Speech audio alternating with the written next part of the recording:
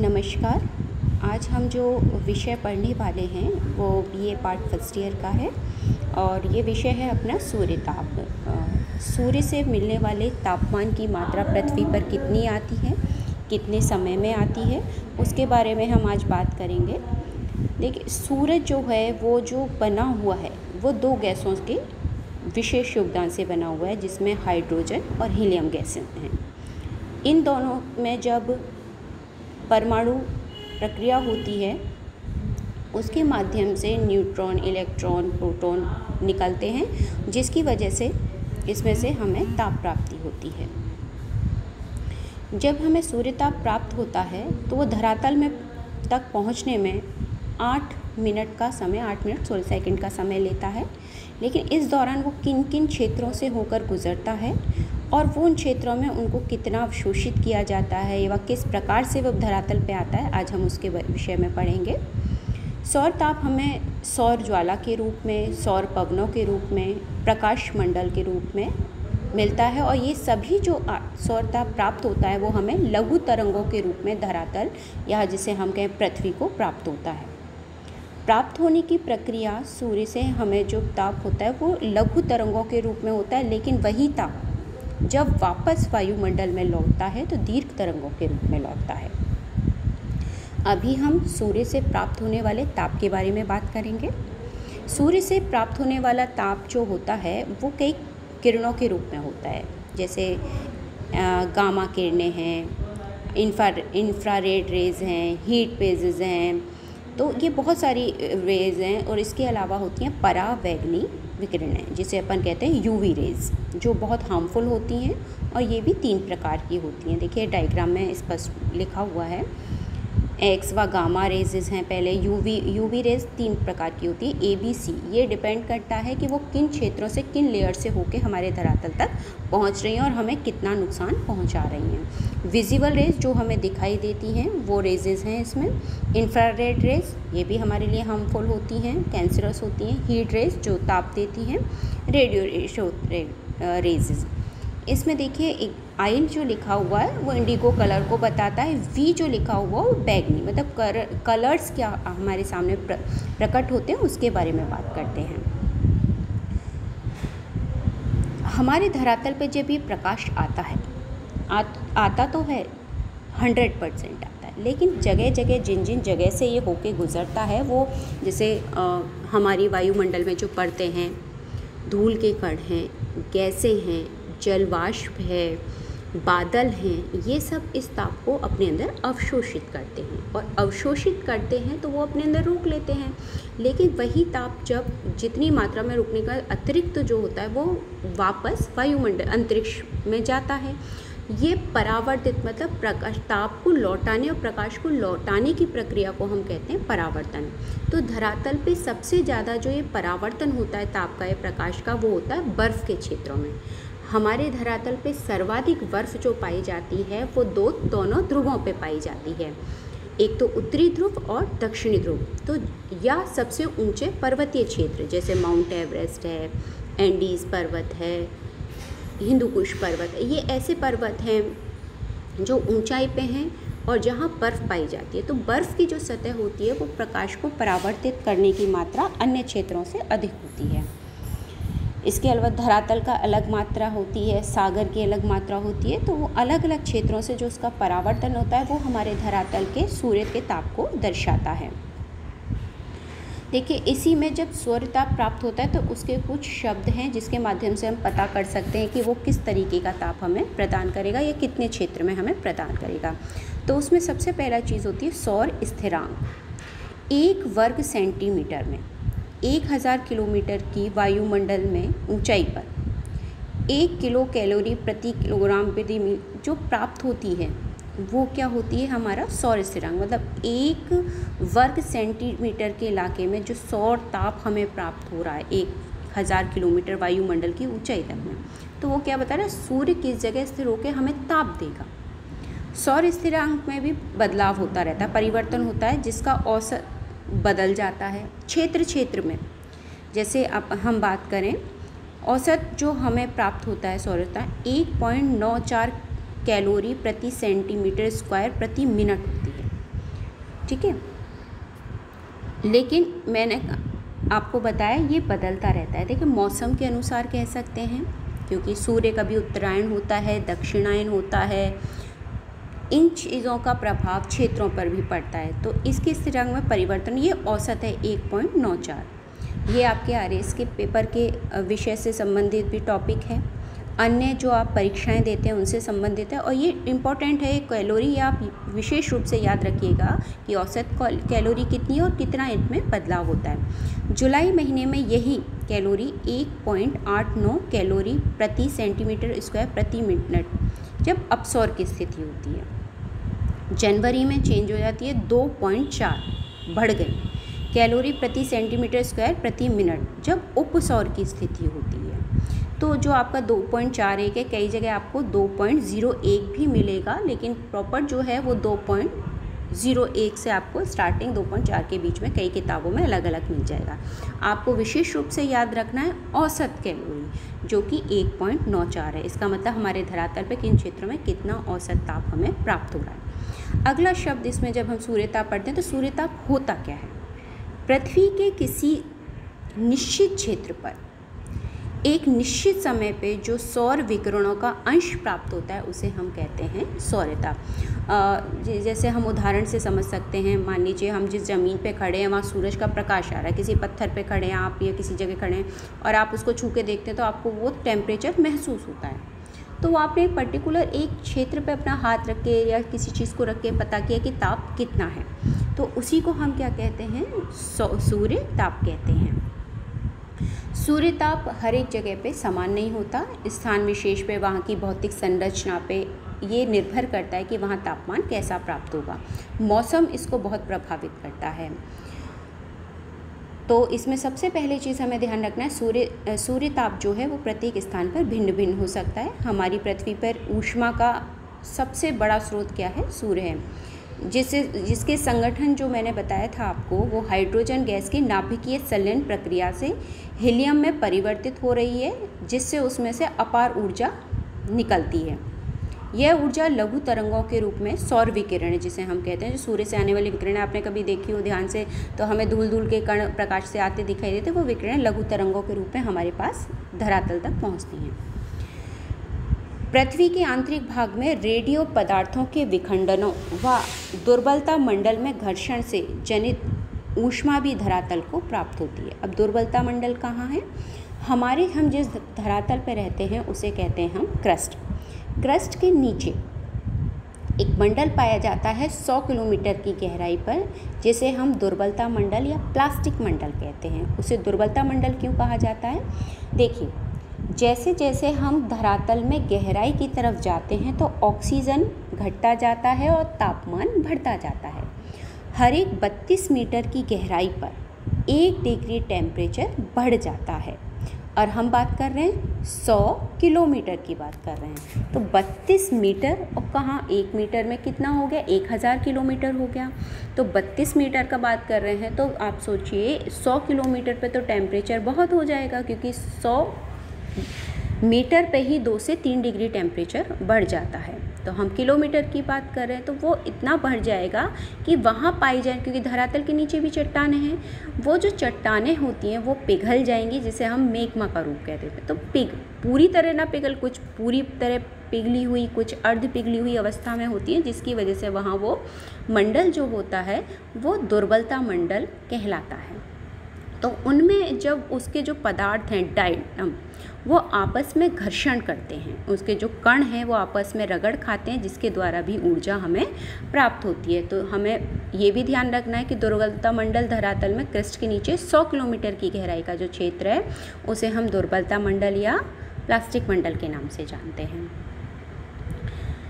तो हमें ऊष्मा किन के रूप है? एक तो सबसे बड़ा स्रोत तो सूर्य ही है, दूसरा स्रोत हमारा क्या हो गया? धरातल के नीचे जो दुर्बलता मंडल है उसके माध्यम से, और दूसरा रेडियो, चट्टानों के अंदर, धरातल पे जितनी भी चट्टानें हैं उनके अंदर भी रेडियो सक्रिय पदार्थ पाए जाते हैं, जिनके माध्यम से भी हमें ऊर्जा प्राप्त होती है, लेकिन इतनी नहीं प्राप्त होती जितनी हम सूर्य से उसकी तुलना कर सकें। इसमें एक विशेष बिंदु होता है जिसे कहते हैं सौर स्थिरांक, जो मैंने आपको अभी बताया था, वायुमंडल की ऊपरी सतह पर। अभी क्रस्ट कहाँ था? धरातल पे, और धरातल जिस पे हम रहते हैं और उसके नीचे की बात। अब हम कर रहे हैं वायुमंडल की, मतलब हम ऊपर ऊंचाई की, आसमान की बात कर रहे हैं। 1000 किलोमीटर प्रति वर्ग सेंटीमीटर मिनट में जो ऊष्मा प्राप्त होती है उसे हम क्या कहते हैं? सौर स्थिरांक। मतलब एक विशेष क्षेत्र पे 1 सेकंड में जो भी ऊष्मा हमें प्राप्त होगी वो क्या हो जाएगा? उसका सौर स्थिरांक।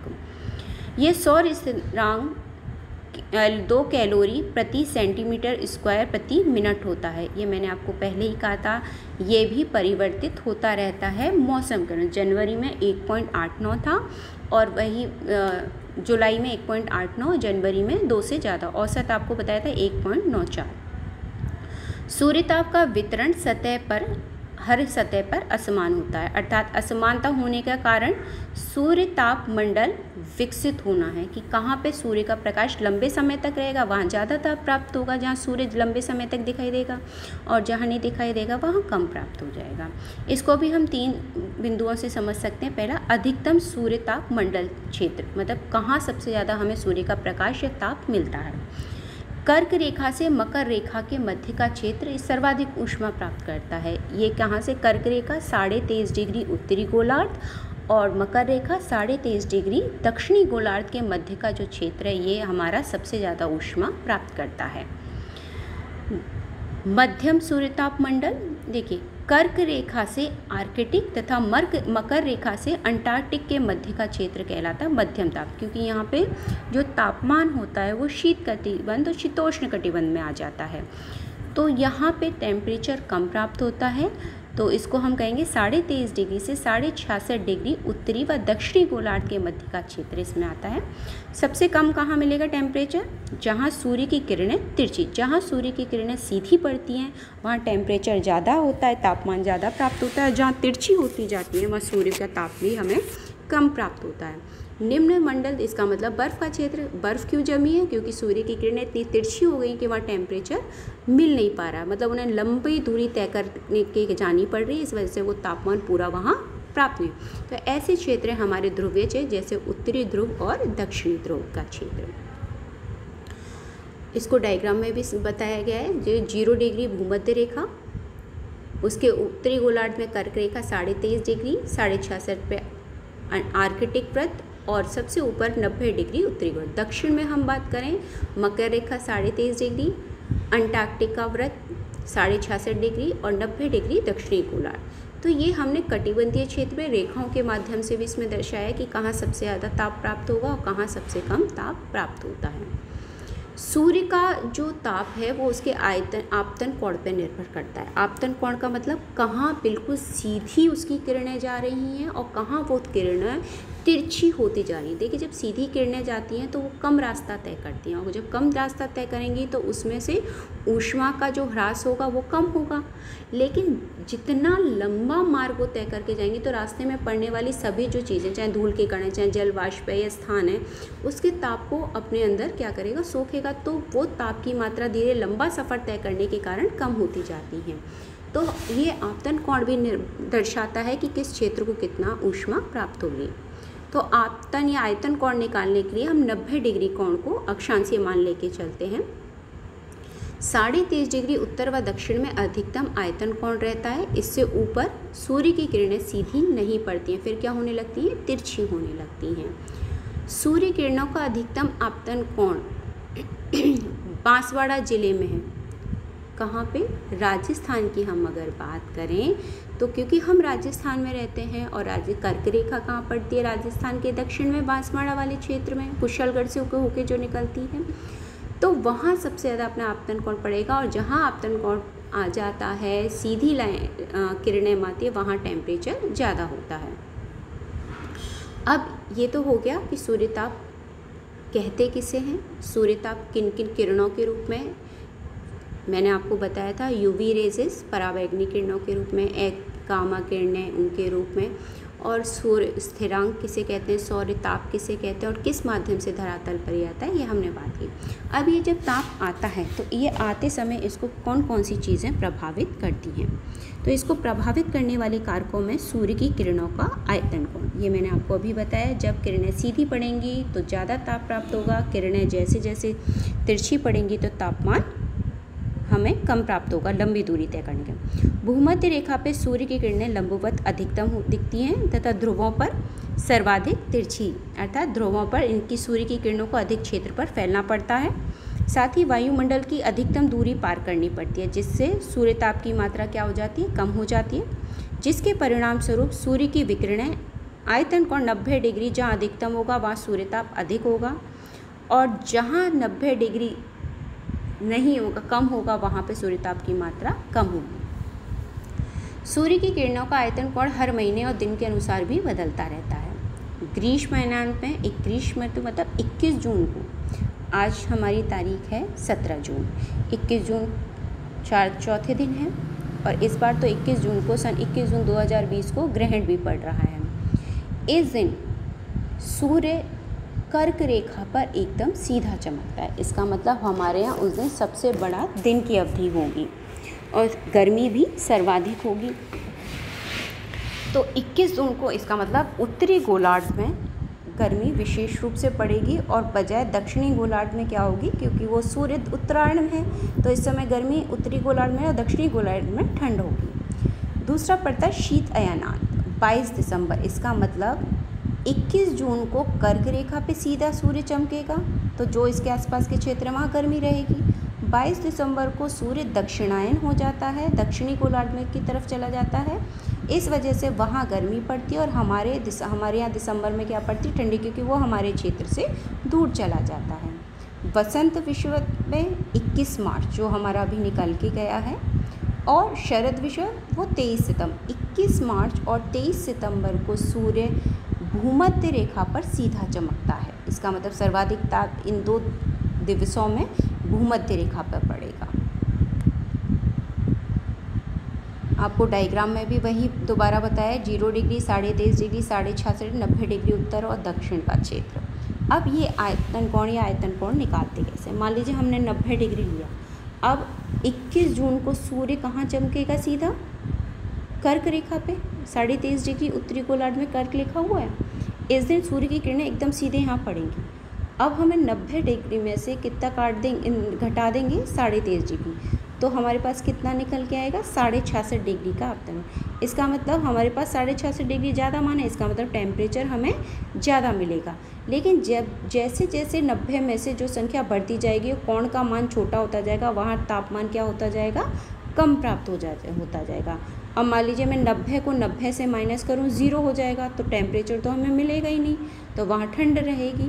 तो हम 90 डिग्री में से उस मान को घटा के आयतन कोण प्राप्त कर सकते हैं, और आयतन कोण का मान जितना अधिक आएगा वहाँ सूर्यताप उतना अधिक प्राप्त होगा। चलिए, दूसरी कारक जो प्रभावित करता है वो होती है दिन की अवधि। देखिए, रात को तो सूरज हमारे चमकता ही नहीं है, ऐसा नहीं है सूर्य नहीं होता, लेकिन सूर्य हम पृथ्वी घूमती है, घूमने के कारण वो उसके विपरीत स्थिति में आ जाती है, इसलिए हमारे यहाँ अंधेरा महसूस होता है।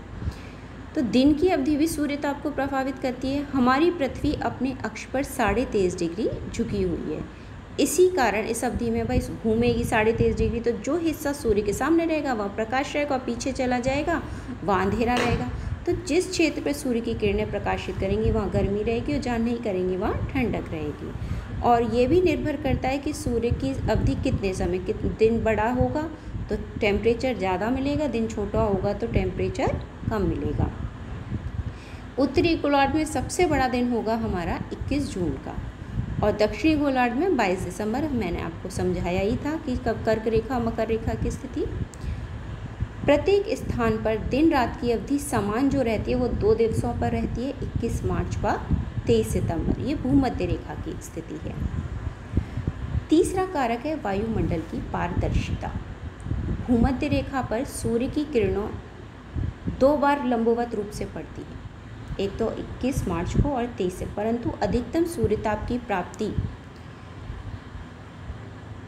उपोष्ण अयनवर्तीय क्षेत्रों में थे। अब आप समझिए इस चीज़ को, आपको और मैं स्पष्ट कर देती हूँ। देखिए भूमध्य रेखा, जो हम भू मतलब पृथ्वी और मध्य मतलब बीच में से, हमारे आपने ग्लोब देखा होगा, कोई भी गोले को हम बिल्कुल 2 बराबर भागों में बांटते हैं तो गोले का आधा गोलार्ध हो जाता है।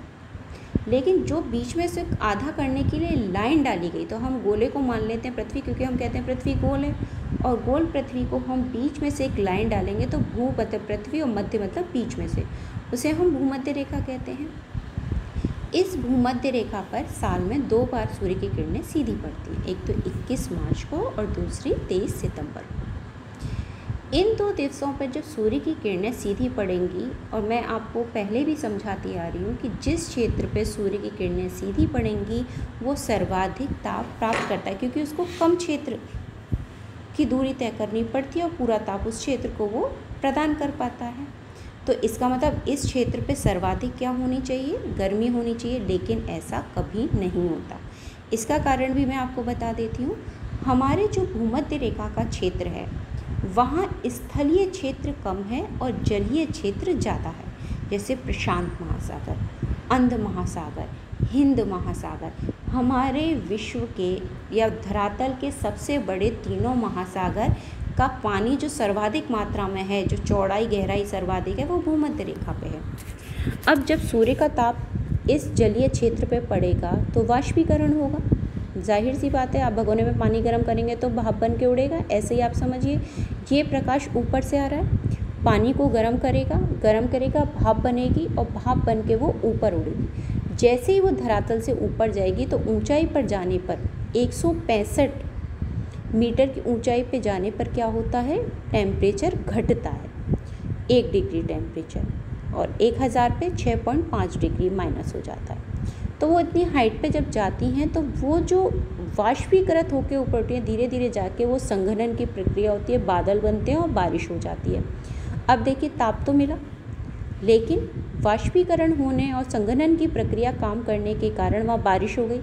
जब किसी क्षेत्र में गर्मी पड़ रही है और बारिश हो जाए तो तापमान में क्या हो जाती है, कमी हो जाए, बजाय बढ़ने के वो क्या हो जाता है, कम हो जाता है। तो इसका मतलब 0 डिग्री या भूमध्य रेखा पे कभी भी तापमान ज़्यादा नहीं पाया जाएगा। तापमान पाया जाएगा 23.5 डिग्री उत्तरी गोलार्ध और 23.5 डिग्री दक्षिणी गोलार्ध का जो क्षेत्र है। इसका मतलब 10 डिग्री से लेकर 23.5 डिग्री उत्तरी गोलार्ध और 10 डिग्री से लेकर 23.5 डिग्री दक्षिणी गोलार्ध के मध्य का जो क्षेत्र है वो सर्वाधिक गर्म क्षेत्रों में आते हैं। कारण मैंने आपको बता दिया। दूसरी, भूमध्य रेखा पर वर्ष भर बादल छाए रहते हैं, जिसके सूर्य ताप की मात्रा, एक तो वैसे ही वाष्पीकरण हो रहा है, और जब बादल होंगे तो सूर्य की किरणें उनको पार करके आएंगे तो बादल उसके ताप को क्या कर लेंगे, अवशोषित कर लेंगे, तो टेम्परेचर वैसे भी कम हो जाएगा। सूर्य के विकिरणों को वायुमंडल पार करते समय जलवाष्प, धूल के कण, विभिन्न गैसों के द्वारा अवशोषित कर लिया जाता है और बची हुई को क्या कर देते हैं, परावर्तित व प्रकीर्णित होना। तो तापमान इस वजह से भी कम हो जाता है। अगला कारण है सूर्य व पृथ्वी के बीच की दूरी। पृथ्वी का परिक्रमण पथ अंडाकार होने के कारण और सूर्य और पृथ्वी के बीच की दूरी में अंतर आ जाता है। यह जुलाई माह में ज़्यादा हो जाता है, दूर हो जाए, जिसे कहते हैं अप सौर। देखिए अप का मतलब होता है पास होना, लेकिन यहाँ हम इसको उल्टा, अप और उप को आप उल्टा समझिए। अप का मतलब होता है पास, लेकिन आपको क्या जवाब देना है, दूर। जब पृथ्वी जुलाई माह में सूर्य से सबसे ज़्यादा दूर होती है और जनवरी महीने में सबसे ज़्यादा नज़दीक, उप का कहते हैं ना, उप दूर, बहुत दूर, उप का मतलब नज़दीक। तो इसका मतलब सूर्य जनवरी माह में तो हमारे नज़दीक आ जाता है और जुलाई माह में हमसे बहुत दूर चला जाता है। तो दूर चला जाएगा तो कम ताप देगा, पास आएगा तो टेम्परेचर हमें ज़्यादा मिलेगा। इस प्रभाव से सूर्य ताप की मात्रा में केवल 7% का अंतर आता है, लेकिन अंतर तो आता है। उत्तरी गोलार्ध में इस स्थिति के प्रभाव से कई क्षेत्रों का पिघलाव की स्थिति भी देखने को, हमें बर्फ़ के पिघलाव की स्थिति देखने को मिली है। तो आज हमने जो टॉपिक पढ़ा था वो था सूर्य ताप। सूर्य का ताप धरातल पर 8 मिनट 16 सेकंड में आता है। किन किन कारणों से सूर्य के ताप में अंतर आता है, उसका तापमान परिवर्तित किसी क्षेत्र में ज़्यादा किसी में कम प्राप्त होता है, उसके कारण समझे। अगला टॉपिक हम सूर्यताप में सौर बजट का पढ़ेंगे। आज के टॉपिक को आप ध्यान से समझिएगा। आपकी कोई भी जिज्ञासा हो, कोई भी प्रश्न आपको पूछना हो तो आप मेरे यूट्यूब चैनल पे मुझसे कमेंट बॉक्स में डाल के आप मुझसे वो सवाल जवाब पूछ सकते हैं।